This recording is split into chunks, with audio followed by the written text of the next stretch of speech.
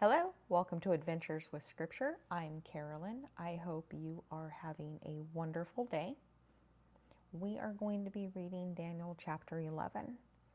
And I know when I recorded chapter 10, I said the average chapter has 35, I believe 35 verses. Well, this one has 45. So I want to make this video kind of quickly. I don't want us to be here for 30 or 40 minutes. But there is a lot to go through today. So we're going to kind of take this one in stride. Instead of reading it all at once, I'm going to take it in pieces. Now then, I will reveal the truth to you. 3 more Persian kings will reign, to be succeeded by a 4th, far richer than the others. He will use his wealth to stir up everyone to fight against the kingdom of Greece. Then a mighty king will rise to power, who will rule with great authority and accomplish everything he sets out to do. But at the height of his power, his kingdom will be broken apart and divided into 4 parts. It will not be ruled by the king's descendants, nor will the kingdom hold the authority it once had. For his empire will be uprooted and given to others. So right off the beginning, we see that there is a heavenly messenger and he's speaking. And then the focus quickly shifts to the earthly kingdoms. And you'll see the rise of Persia, followed by a mighty Greek king. And this is widely understood as Alexander the Great. But just as quickly as power rises, it is broken and divided. Earthly power, something to keep in mind, is only temporary. No kingdom, no matter how strong, will last forever. So we're going to pick up in verses 5 and we're going to read to 20.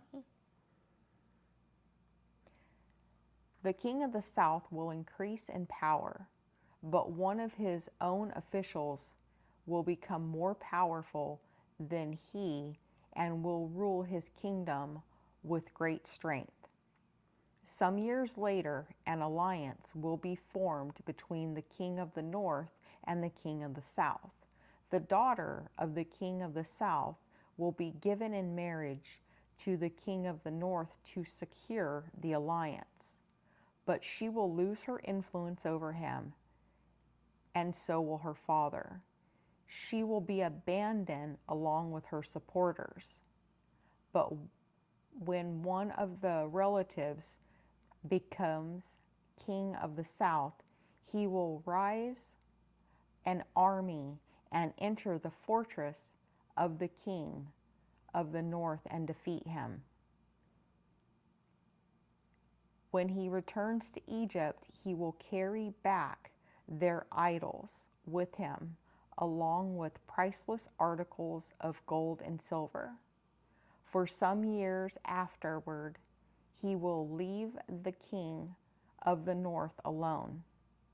Later, the king of the north will invade the realm of the king of the south, who will soon return to his own land. However, the sons of the king of the north will assemble a great army that will advance like a flood and carry the battle as far as the enemy's fortress. Then, in a rage, the king of the south will rally against the vast forces assembled by the king of the north and will defeat them. After the enemy army is swept away, the king of the south will be filled with pride and will execute many thousands of his enemies, but his success will be short-lived. A few years later, the king of the north will return with a fully equipped army far greater than before. At that time, there will be a general uprising against the king of the south. Violent men among their own people will join them in fulfillment of this vision, but they will not succeed. The king of the north will come and lay siege to the fortified city and capture it. The best troops of the south will not be able to stand in the face of the onslaught. The king of the north will march upward unopposed. None will be able to stop him. He will pause in the glorious land of Israel, intent on destroying it. He will make plans to come with the might of his entire kingdom and will form an alliance with the king of the south. He will give him a daughter in marriage in order to overthrow the kingdom within, but his plan will fail. After this, he will turn his attention to the coastland and conquer many cities. But a commander from another land will put an end to his and cause him to retreat in shame. He will take refuge in his own fortress, but will stumble and fall and be seen no more.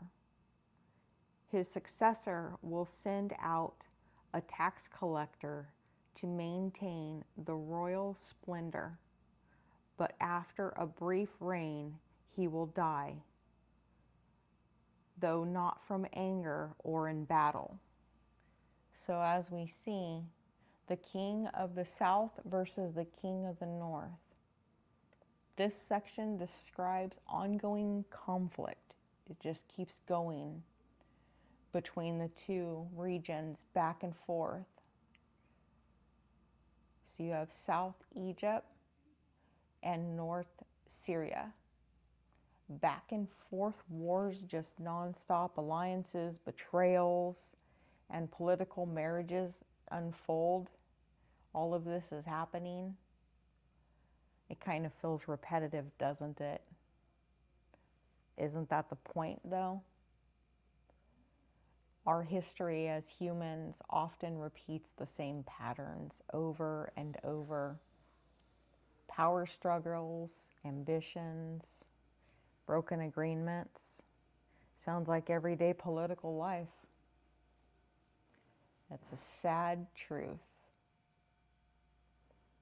However, even in all the chaos, nothing is random. God is in control, and God has already declared what will happen in the end. So we're going to pick up on 21, and we're going to read to 35. The next to come to power will be a despicable man who is not in line for royal succession. He will slip in when least expected and take over the kingdom by flattery. Before him, a great army will be swept away, including a covenant prince. With deceitful promises, he will make various alliances. He will become strong despite having only a handful of followers. Without warning, he will enter the richest areas of the land. Then he will be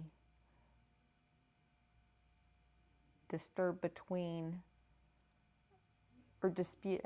I'm so sorry. Let me start that over. Then he will be distributing among his followers the plunder and wealth of the riches, something his predecessor had never done. He will plot the overthrow of the stronghold, but this will last for only a short while. Then he will stir up his courage and rise a great army against the king of the south.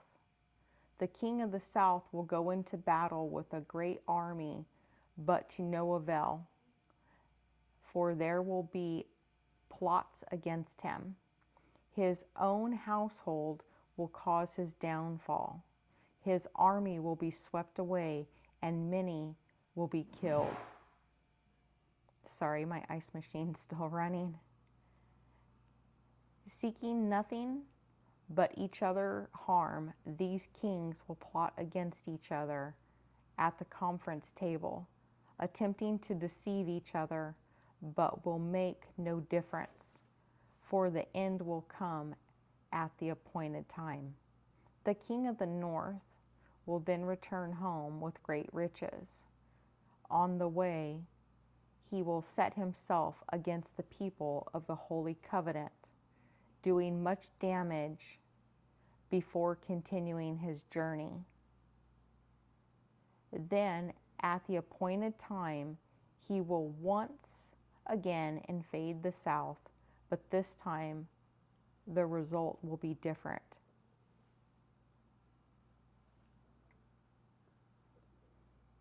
For worship from western coastlands will scare him off, and he will withdraw and return home. But he will vent his anger against the people of the Holy Covenant and reward those who forsake the covenant. His army will take over the temple fortress, plotting the sanctuary, putting a stop to the daily sacrifices, and set up a sacrilegious object that causes desecration. Let me rephrase that, desecration. He will flatter and win over those who have violated the covenant. But the people who know their God will be strong and will resist him. Wise leaders will give him instructions to many, but these teachers will die by fire and sword, or they will be jailed and robbed. During these prosecutions, little help will arrive, and many who join them will not be sincere. And some of the wise will fall victim to prosecution. In the same way, they will be refined and cleansed and made pure until the time of the end.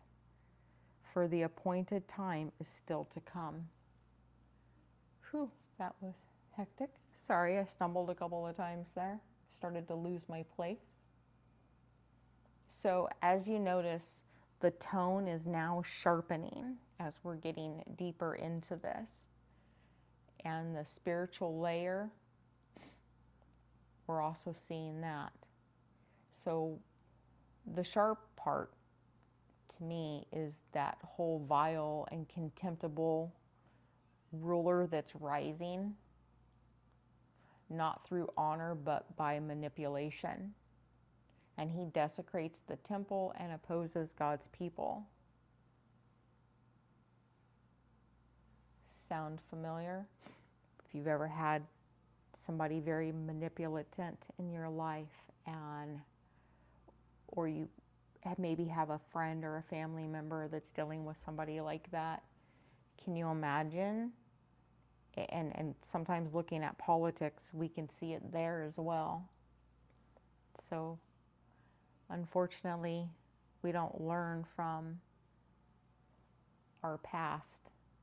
We keep repeating over and over.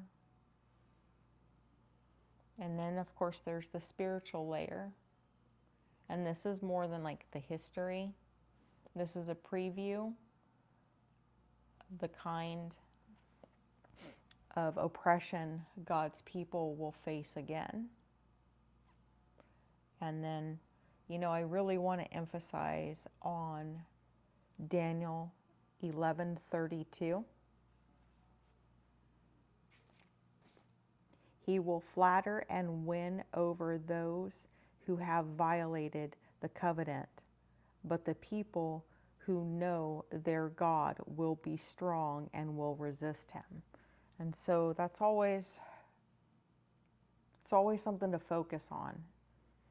Because even when ugly seems to be winning the battle, in the end it really isn't. So now we're going to pick up in verses 36 and we're going to read through. The king will do as he pleases, exalting himself and claiming to be greater than every god, even blaspheming the God of gods. He will succeed, but only until the time of wrath is complete. For what has been determined will surely take place. He will have no respect for the gods of his ancestors, or for the God loved by women, or for any other god, for he will boast that he is greater than all of them. Instead of these, he will worship the God of fortress, a God his ancestors never knew, and lavish on him gold, silver, precious stones, and expensive gifts. Claiming this foreign god's help, he will attack the strongest fortress. He will honor those who submit to him, appointing them to a position of authority and dividing the land among them as their reward. At this time, the king of the south will attack the king of the north. The king of the north will storm out with chariots and charioteers and a vast navy. He will invade various lands, sweeping through them like a flood. He will enter the glorious land of Israel, and many nations will fall. But Moab, Edom, and the best part of Ammon will escape. He will conquer many countries, and even Egypt will not escape. He will gain control over gold, silver, and treasures of Egypt. The Libyans and the Ethiopians will be his servants. But then the news from the east and the north will alarm him, and he will set out in great anger to destroy and obliterate many. He will stop between the glorious holy mountains and the sea, and will pitch his royal tent. But while he is there, his time will suddenly run out, and no one will help him. Whew, that was really good to hear. And so this is kind of, the future king is kind of known as the Antichrist, or the foreshadowing of. And so this is kind of where the interpretation widens a little bit, but many see like a shift in it. And so the description, the king who exalts himself above all, and he speaks blasphemies against our God, and he stands up and tries to not only exalt himself and speak blasphemies, but he tries to magnify himself, like he's so great, he is beyond. And so this kind of does point, and often understood as the picture of what the Antichrist would be. And so personally, what I take from it is history isn't just repeating itself, it's building towards something. And maybe that's what we were always meant to do. That's why history continues to repeat itself over and over and over. And we go from calling things kingdoms to countries and states and cities. And once again, just my opinion, but we are. And as I said, maybe that's why we are continuing to relive over and over all the mistakes that we've made.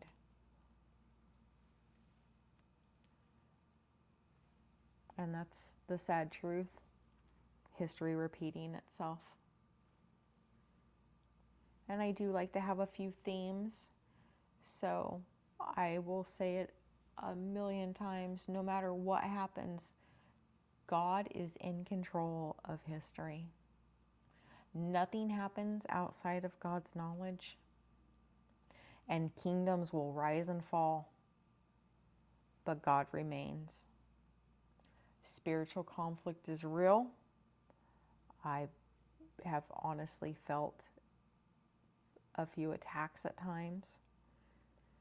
The deeper I dive into my Bible, though, and the more I talk to God, the more I put my whole life in His hands, I'm just so calm now. I used to be a very uptight, like wound up like a top, but I just don't.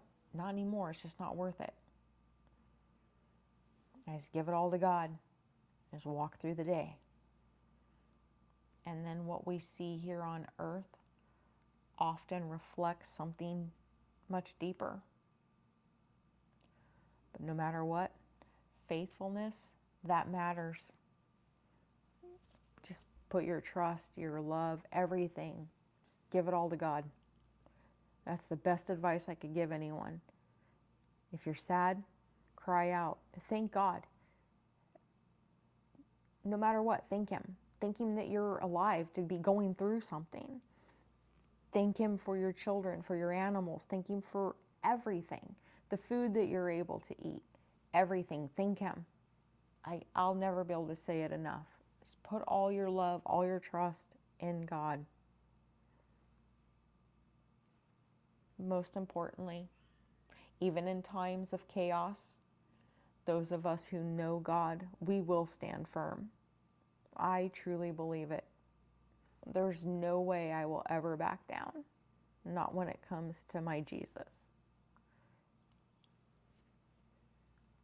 So, thank you so much for taking the time to watch this video. As I said, it is longer than I normally like my videos to be.